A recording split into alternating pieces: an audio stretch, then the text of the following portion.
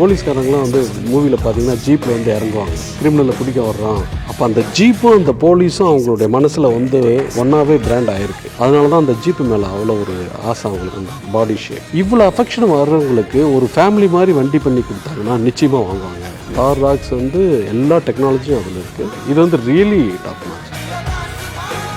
So ஒரு ரக்கடான family car. இந்த idea actually எப்படி வந்தது அப்படிங்கிறத நான் வந்து தெரிஞ்சுக்கணும்னு ஆசைப்பட்றேன். ஸோ இது எப்படின்னா, நான் ஒரு ட்வீட் ஒன்று 2018 19 போட்டிருந்தேன். அந்த 3 டோர் தாரை வந்து நான் ஊட்டிக்கு எடுத்துகிட்டு போனேன் டெஸ்ட் பண்ணுறதுக்கு. அப்போ வந்து அது கேமஃப்ளாஜ்டு.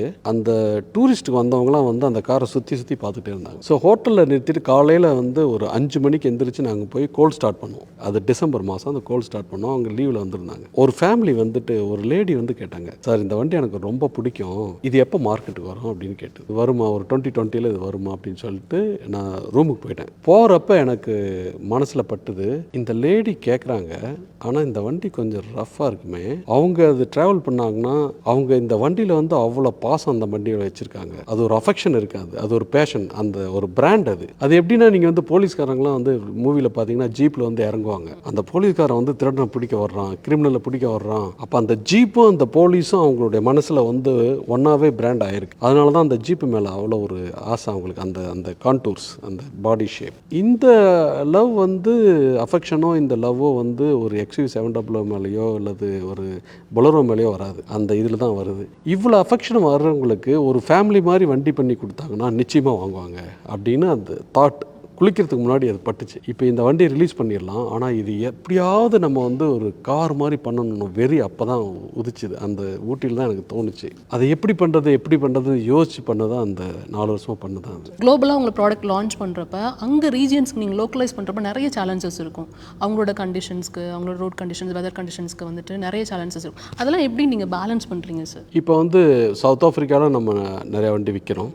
அதே மாதிரி ஆஸ்திரேலியா, நியூசிலாந்து, ஸ்ரீலங்கா, இந்த மாதிரி கண்ட்ரிஸ் விற்கிறோம். Even in fact Spain, idli, Greece, இந்த மாதிரி கண்ட்ரீஸ்லேயும் நம்ம விற்றுருக்கோம். எங்கே சேலஞ்சு நமக்கு வரும்னா அந்த -30 டிகிரி வருது பார்த்தீங்களா, நார்தர்ன் ஜெர்மனி, ஃபின்லாந்து, அந்த மாதிரி கண்ட்ரீஸில் தான் ரொம்ப இப்போ இருக்கிற டயர்லேருந்து, சீட்ஸ்லேருந்து, கிரீஸ்லேருந்து, சீட் மெட்டீரியல்லேருந்து எல்லாத்துலேயும் வந்து அந்த டோர் க்ளோசிங், அது ஸ்டேரிங் வீல் எல்லாமே ஹீட்டட் சீட்ஸ் அவங்களுக்கு வேணும். ஹீட்டட் சீட்ஸ், ஹீட்டட் ஸ்டேரிங், அவங்க வந்து ஃப்ரீஸ் ஆகிடுவாங்க இல்லையா. ஸோ அந்த வெதர் கண்டிஷன்ஸ்க்கு தகுந்த மாதிரி அந்த ப்ராடக்டை டிசைன் பண்ணுறதுங்கிறது அது ஒரு செப்பரேட் அப்ளிகேஷன்.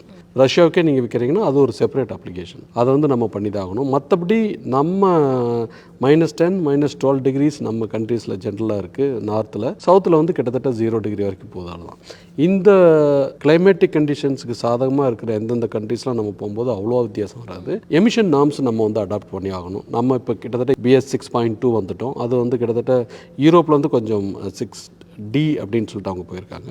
மற்றபடி இப்போ சில்லி, சவுத் அமெரிக்கா, நீங்கள் அந்த ஏரியாவில் போனீங்க, சில்லி, அர்ஜென்டினா, அந்த area, Australia, New Zealand, south Africa, இந்த ஏரியாலாம் நீங்கள் போனீங்கன்னா உங்களுக்கு எந்த பிரச்சனையும் இருக்காது. எல்லாம் இந்த இந்தியா எமிஷன் நார்ம்ஸ் வச்சுக்கிட்டு அங்கே எல்லாத்தையும்